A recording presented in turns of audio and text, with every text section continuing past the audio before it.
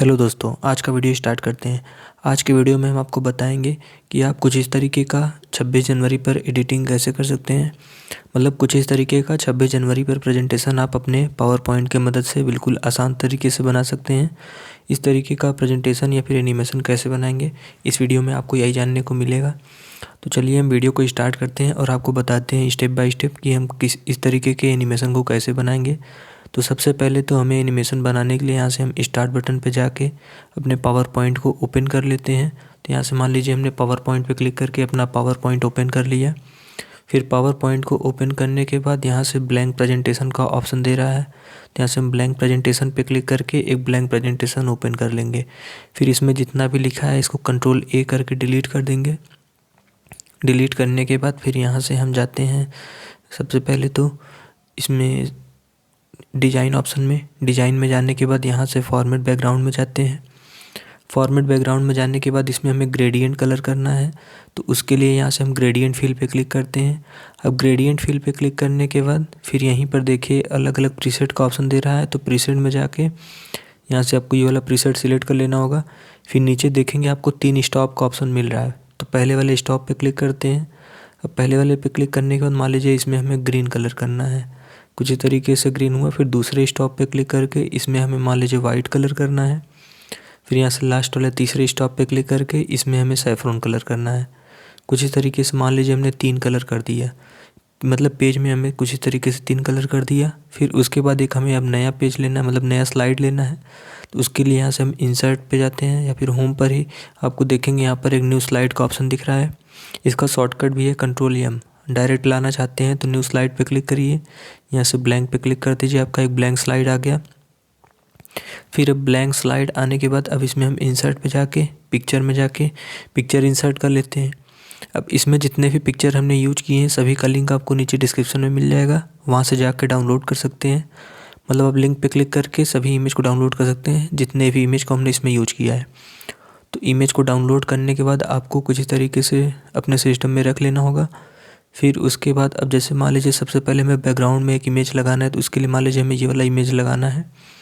इसको इंसर्ट कर लेते हैं।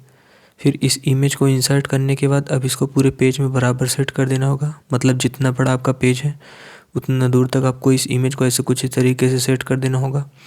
अब ये इमेज ज़्यादा डार्क है, इसको थोड़ा हल्का करना है, तो यहीं पर देखिए ऊपर ट्रांसपेरेंसी का ऑप्शन दिख रहा है। ट्रांसपेरेंसी में जाने के बाद इसको हम 50% पे कर देते हैं।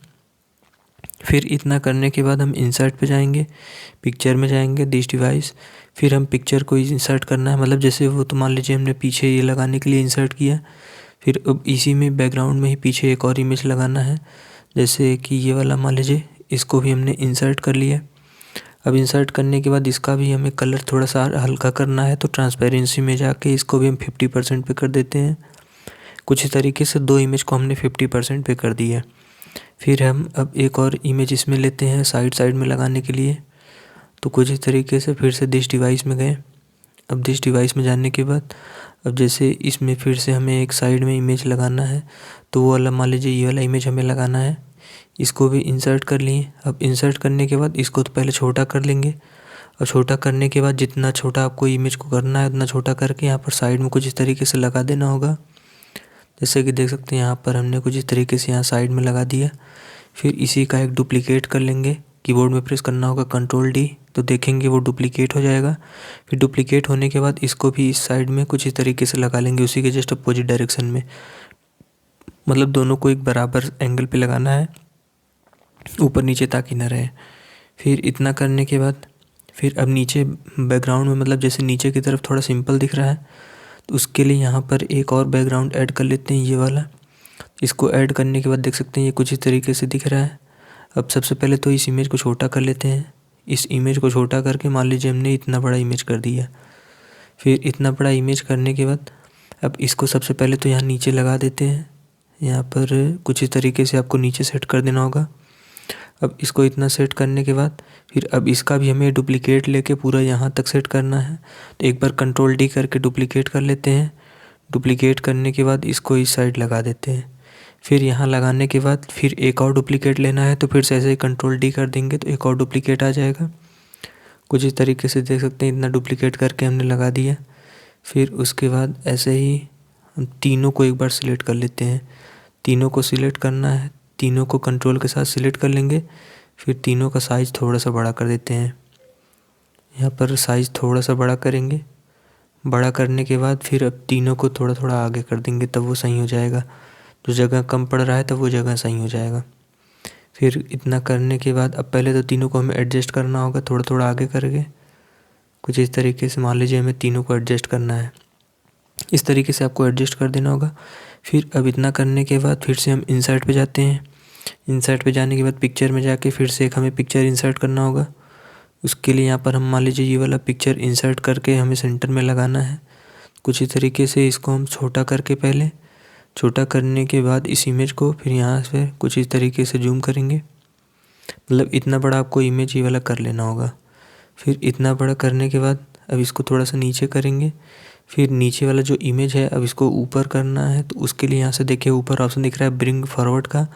ब्रिंग फॉरवर्ड करके उसको हमें ऊपर कर लेना होगा। फिर इतना करने के बाद अब आपको अलग अलग टेक्स्ट लिख कर लगाना होगा। तो उसके लिए यहाँ से हम इंसर्ट पे जाते हैं, वर्ड आर्ट में जाते हैं।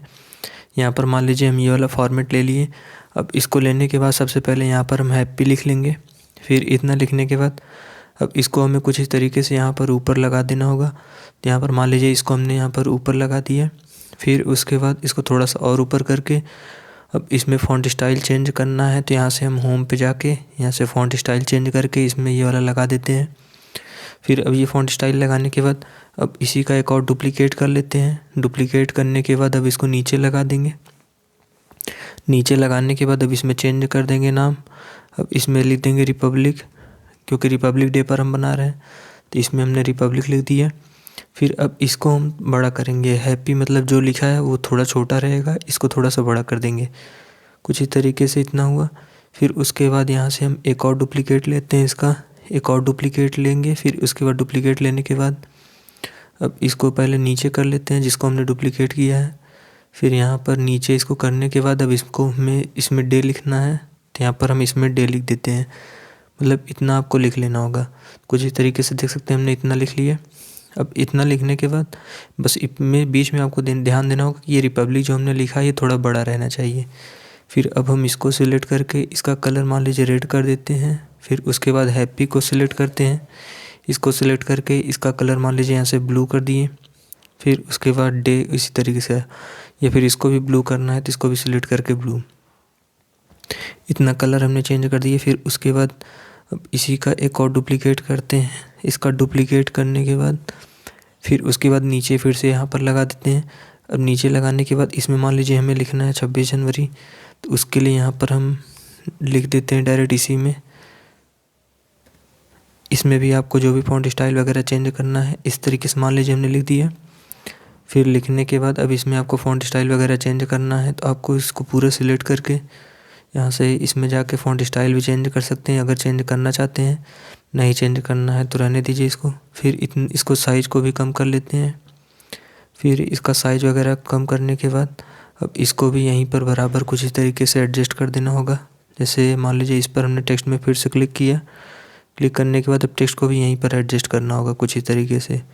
टेक्स्ट को भी पूरे सेंटर में कर देते हैं 26 जो लिखा है। अब इसको थोड़ा हाईलाइट करना है तो फिर से हम 26 को सिलेक्ट करके यहाँ से हम इसका कलर रेड कर देते हैं। फिर उसके बाद जनवरी को मान लीजिए सिलेक्ट करके चेंज करना होगा, तो आप यहाँ से इसमें जाके जनवरी का भी चेंज कर सकते हैं। नहीं चेंज करना है तो जो कलर है यही सही है। फिर अब इतना करने के बाद अब इसमें मान लीजिए हमने डेट इतना लिख कर कंप्लीट कर दिया। फिर अब इसमें हमें एक ट्रांजिशन लगाना है, तो ट्रांजिशन लगाने के लिए यहाँ से हम जाते हैं दूसरे स्लाइड पे पहले क्लिक करेंगे या फिर पहले पे ही जाएंगे। फिर यहाँ से ट्रांजिशन में जाएंगे। अब ट्रांजिशन में जाने के बाद इसमें थोड़ा सा नीचे जब करेंगे, नीचे करने के बाद देखिए एक ऑप्शन दिख रहा है सर्टेंस करके है, तो यहाँ से हम इस पर एक बार क्लिक करते हैं। अब इस पर क्लिक करने के बाद जैसे ये देखिए स्लाइड दूसरे वाले स्लाइड में लग रहा है, तो इसको हटा के हम यहाँ से दूसरे मतलब पहले वाले स्लाइड में ही लग रहा था तो दूसरे पे क्लिक करके फिर उसके बाद इसमें हम यही सेम इफेक्ट लगाते हैं कर्टेंस सर्टेंस करके जो भी है। फिर इसको लगाने के बाद अब जैसे देखिए ये टेक्स्ट थोड़ा सा हमारा आगे जा रहा है, तो इसको हम सिलेक्ट कर लेते हैं टेक्स्ट को। फिर इसको हमें थोड़ा सा पीछे करना होगा, तो यहाँ से हम इसको तीनों को सिलेक्ट कर लेते हैं। तीनों को सिलेक्ट करने के बाद इसको थोड़ा सा इधर कर देते हैं क्योंकि ये उस तरफ छिप जा रहा है। फिर इसको इतना एडजस्ट करने के बाद अब इसमें पहले वाले में क्लिक करके इसमें हमें एक बैकग्राउंड में इमेज लगाना है। तो उसके लिए यहाँ से हम पिक्चर पे क्लिक करते हैं, फिर इंसर्ट पे जाते हैं। इंसर्ट पे जाने के बाद फ्रॉम ए फाइल पे क्लिक करके अब इसमें यहाँ से हम इंडिया का एक फ्लैग का फ़ोटो है उसको हमें लगा लेना होगा। जैसे मान लीजिए ये वाला लगाना है। क्लिक करके इसको हम इंसर्ट कर लेते हैं। कुछ इस तरीके से ये लग गया। फिर उसके बाद अब आपको इफ़ेक्ट यहाँ पर लगा कर दिखा देते हैं। कुछ इस तरीके से देख सकते हैं, इतना बन गया ये। फिर अब इतना हो जाने के बाद अब नीचे फिर से आपको अलग अलग स्लाइड लेना होगा। तो यहाँ से हम न्यू स्लाइड पे जाके फिर से ब्लैंक स्लाइड ले लेते हैं। अब ब्लैंक स्लाइड लेने के बाद यहाँ से पेज का कलर चेंज करना है। डिज़ाइन पे जाएंगे, फॉर्मेट बैकग्राउंड, फिर सॉलिड फिल पे क्लिक करेंगे। फिर नीचे देखिए कलर का ऑप्शन दे रहा है। अब इसमें मान लीजिए हमें सबसे पहले सैफरॉन कलर करना है। तो यहाँ से हम सैफरॉन कलर कर दिए। फिर अब इसमें भी टेक्स्ट लिखना है। तो उसके लिए यहाँ से हम इंसर्ट पे जाते हैं। इंसर्ट पे जाने के बाद यहाँ से वर्ड आर्ट एक ले लेते हैं। अब वर्ड आर्ट लेने के बाद जैसे मान लीजिए फिर से हमें यही वाला फ़ॉन्ट स्टाइल लेना है। फिर इसमें लेने के बाद यहाँ से हम सबसे पहले इसमें फिर से हैप्पी लिख लेते हैं। फिर इसको लिखने के बाद सबसे पहले तो इसका साइज़ बड़ा करना है। तो कुछ इस तरीके से आपको टेक्स्ट का साइज़ बड़ा कर लेना होगा। टेक्स्ट का साइज़ बड़ा करने के बाद फिर टेक्स्ट को हम पहले सेंटर में यहाँ पर एडजस्ट कर देते हैं। यहाँ पर इतना हमने सेंटर में कर दिया। फिर उसके बाद इसका भी फ़ॉन्ट स्टाइल चेंज करना है। तो होम पे जाके इसका भी फ़ॉन्ट स्टाइल चेंज कर देते हैं। यहाँ से इसका मान लीजिए फ़ॉन्ट स्टाइल इसमें भी हमने यही लगा दिया। फिर इसका साइज़ थोड़ा सा कम, क्योंकि साइज़ अगर ज़्यादा पूरे पेज में रहेगा तो वो कम सही दिखेगा। कुछ इस तरीके से साइज़ को भी एडजस्ट कर देना होगा। अब इतना करने के बाद अब यहाँ पर देख सकते हैं ये हमारा इतना कंप्लीट हुआ। फिर उसके बाद अब इसी में हमें एक दूसरा स्लाइड लेना है सेम इसी के जैसे। तो हम एक शॉर्टकट का यूज करेंगे। वो शॉर्टकट है Ctrl+Shift+D। Ctrl+Shift+D तीनों जैसे एक साथ प्रेस करेंगे। देखिए नीचे एक स्लाइड डुप्लीकेट होकर आ जाता है।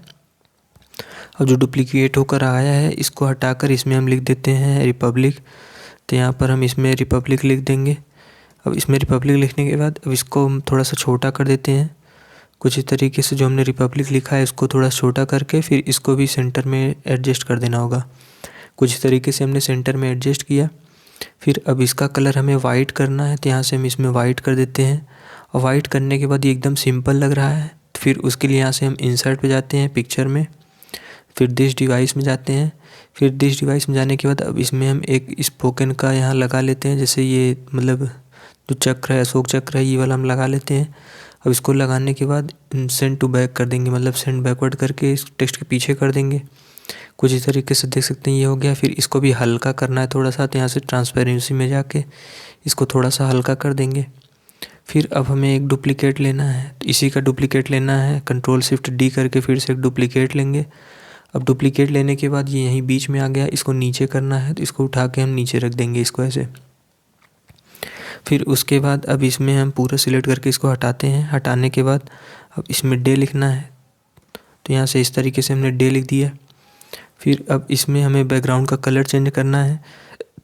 तो सॉलिड फिल पे क्लिक करके यहाँ से कलर वाले में जाके इसका कलर मान लीजिए हम बैकग्राउंड का ग्रीन कर देंगे। कुछ इस तरीके से हमने इसमें ग्रीन कर दिया। फिर अब इतना करने के बाद लास्ट में फिर से एक और स्लाइड लेना है। तो उसके लिए यहाँ से हम फिर से एक बार Ctrl+Shift+D करते हैं, स्लाइड डुप्लीकेट होगा। फिर उसके बाद अब इसमें ईयर हमें लिखना है। तो ईयर मान लीजिए यहाँ पर हम 2025 लिख दिए। फिर यहाँ से अब अलग अलग कलर भी चेंज करना है। मान लीजिए 25 को सिलेक्ट करके 25 का कलर हमें चेंज करके रेड करना है, रेड कर दिए। फिर उसके बाद स्टार्टिंग में जो 20 लिखा है इसको मान लीजिए ब्लैक ही रहने देंगे। फिर इसमें भी बैकग्राउंड कलर इसका हम वाइट कर देते हैं। बैकग्राउंड कलर वाइट करने के बाद इसमें ग्रेडियंट फिल में जाके आप ग्रेडियंट फिल लगा दीजिएगा, जिसमें तीनों कलर लगा रहेगा। ये कलर करना बताए थे स्टार्टिंग में ही, वीडियो के स्टार्ट में ही बताए थे इसमें कैसे कलर करेंगे। तो वही ग्रेडियंट वाला यूज करके कुछ इस तरीके से कलर लगा देना होगा। फिर अब इतना कलर करने के बाद अब स्लाइड में आपको एनिमेशन लगाना है। तो यहाँ से हम एनिमेशन में जाते हैं, ये मतलब ट्रांजिशन लगाना है।